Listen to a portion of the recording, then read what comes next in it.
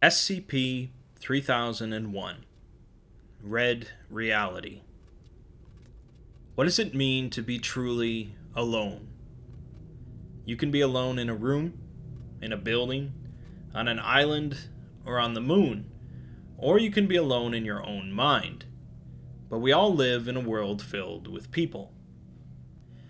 SCP-3001, on the other hand, shows us an example of an individual that is truly and utterly alone, which is a unique case of science fiction, and yet it also manages to be surprisingly grounded in reality. SCP-3001 is not a happy story, but it's also an incomplete one, which leaves us with a sense of hope. The bulk of 3001 takes the form of transcribed logs, so I would suggest reading through it all yourself, but I'll try to strike a balance between summarizing and reading them. To put it simply, SCP-3001 is a non-dimension, accessible through the creation of a specific type of flawed wormhole. Basically, it is a space between dimensions that really shouldn't exist, but was discovered by the SCP Foundation accidentally. It is believed to extend infinitely in all directions, but possesses no matter of any kind. The non-dimension also has an extremely low Hume level, which is a degree of measurement used by the Foundation to measure the strength or amount of reality in a given area. In other words, our baseline reality has a given level of Hume that we're accustomed to, but certain factors, such as other dimensions or reality benders, can change that level of Hume as things become more or less real, so to speak. What a very low Hume level means for 3001 is that matter that would be located inside the non-dimension decays at an extremely slow rate, and organisms could still function despite taking damage that would normally kill them, up to a certain point. The downside of this, however, is that Hume fields tend to even out, and so prolonged exposure to 3001 will cause an organism's Hume level to drop until they begin to disintegrate. 3001 was discovered in 2000, while Dr. Robert Scranton and his wife, Dr. Anna Lang, were working on a device that would stabilize reality by manipulating Hume levels. Unexpected seismic activity at the site damaged several experimental reality stabilizers, creating one of those specific wormholes, which proceeded to pull Robert into the non-dimension before closing. We are then presented with a large number of logs, transcribed from audio recordings made by Robert. For the first 8 days of Robert being inside 3001, he attempts to navigate the non-dimension to find a way out while going through periods of panic, confusion, and anger. He eventually makes his way over to a control panel that had gone through the wormhole with him, although he doesn't realize at first that it is actively recording. He makes several recordings, presumably for his own benefit, as he states his name and date of birth, mentions his favorite color is blue, and his favorite song is Living on a Prayer, and that he loves his wife, Anna. Before long, he notices a flashing light on the control panel, and realizes that the machine is working and recording.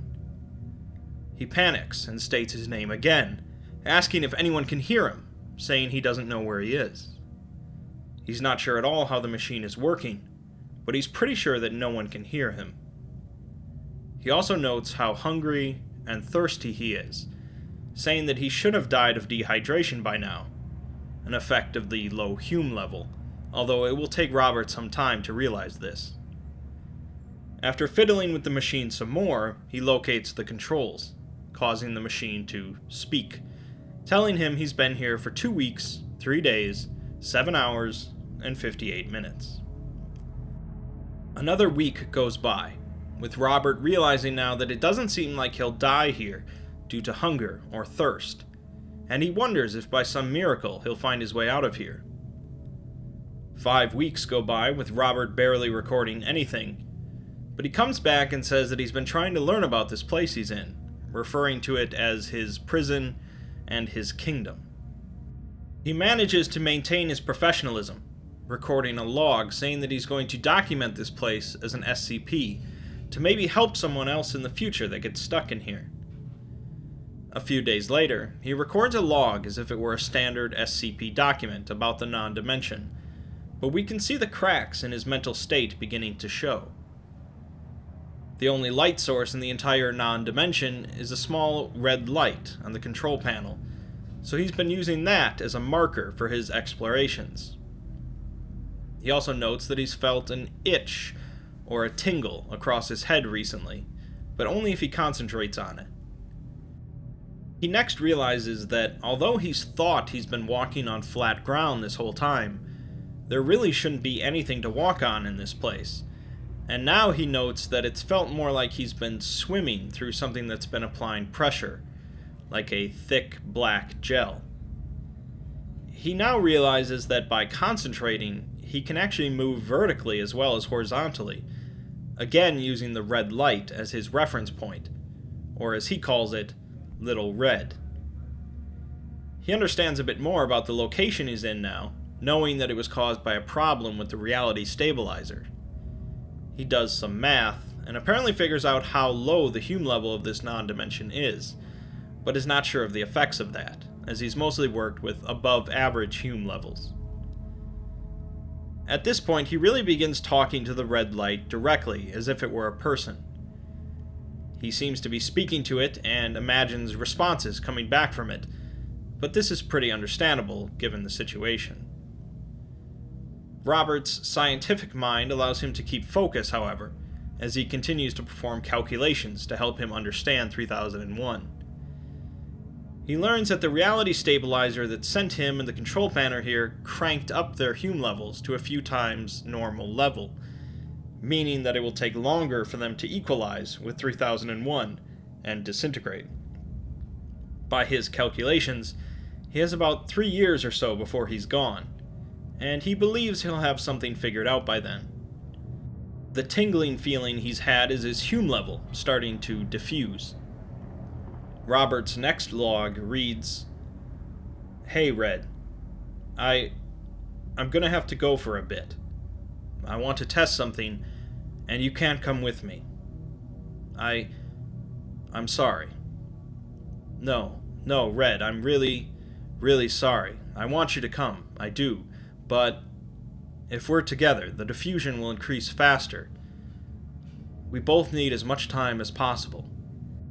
I need to figure this place out more, and you need to make sure you keep all that info in your head. Red, come on. You'll be fine, Red. I know you will. You're tough. A lot tougher than me.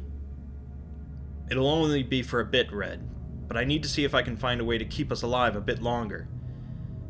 Maybe even get us out of here. If I can contain enough field, I can maybe even get us out. No, I'm not sure, but I need to find out. Red, we're talking about possibly escaping, okay? Yeah, it's a gap. A gap should have an end, like the walls of a canyon, understand? I need to find a wall, and then I can... I'm sorry, Red. I hope we're still friends when I come back. I'm going now. I'll see you soon."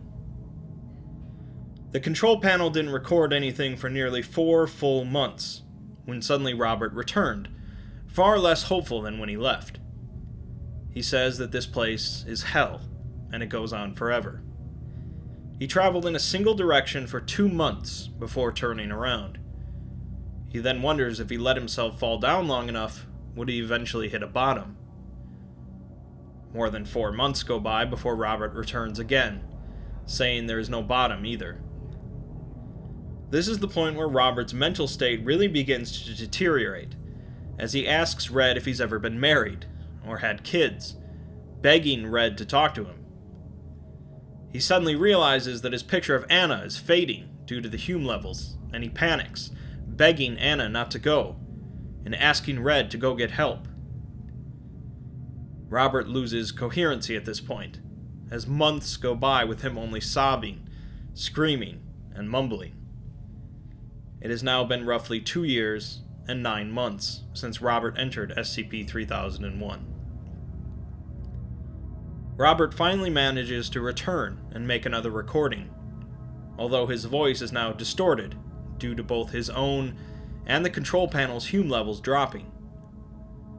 He says that he can't feel his legs anymore, and he's not even sure if he's real anymore, but he knows he doesn't want to die yet. He says he went in a straight diagonal line for 6 months, and fell down for 8 months, but still found no end. He tells Red that he and Anna were planning to name their kid Lucy. His hand begins to break apart, resembling a spider web, but he still retains his knowledge of science, continuing to do calculations on 3001. Unfortunately, his body is beginning to seriously disintegrate, as he claims his hands are moving through each other, and he pulls his thumb off. He says he can go through himself, feeling both warm and cold, and also loses a kidney, but pleads to let him keep just his heart. 5 years have passed now, with Robert and the control panel still somehow held together, but finally the red light begins to fade.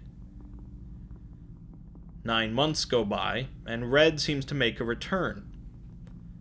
Robert attempted to kill himself over 220 times, but none of them worked. He can't see his body due to the darkness, but speculates that he at least has 1 foot left, a few leg muscles, maybe a lung, and a heart. He claims that this non-dimension is now getting smaller, as there now seems to be a visible border that is getting brighter. The light from this border allows Robert to see himself, and he says there's so much gone, although the control panel seems to be far more solid than him. Robert claims that touching the panel hurts like hell, but he's surprisingly lucid now. He comes to a realization about the collapsing border, which is acting more like waves, and also begins to understand what we already know about 3001 being a non-dimension between 2 realities, saying that it's a dead end.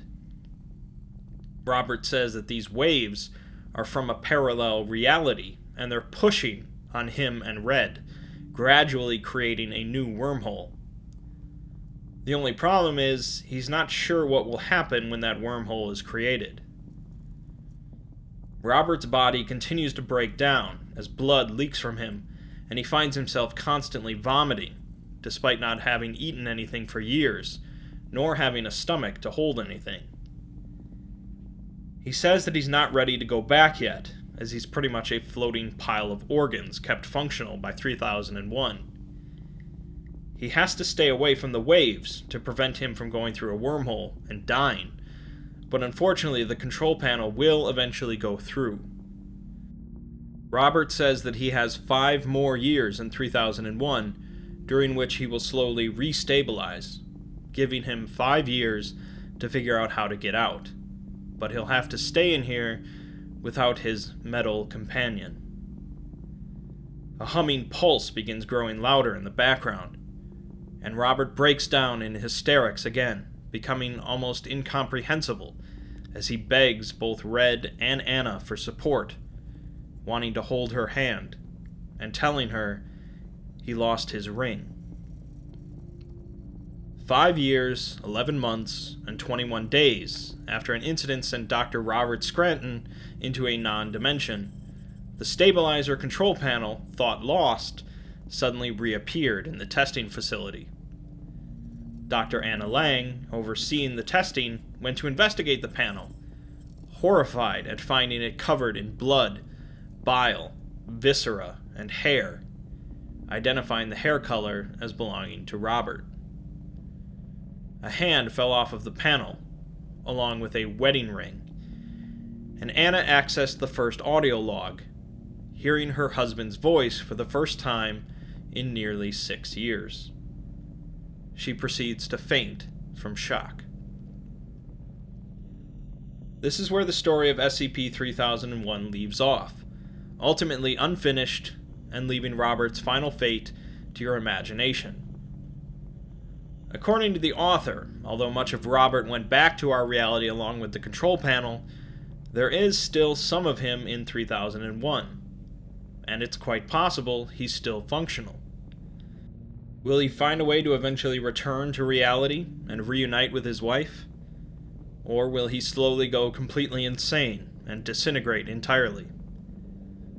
Those aren't the only options, as some tales have shown, but I think it's good a story like this is left so open to the reader. The concept of being isolated from all human contact is certainly not a new one in fiction, but it's rarely taken to this degree. Not only was Robert left stranded with only a machine to talk to, he was left in near total darkness and had no way of ending his life.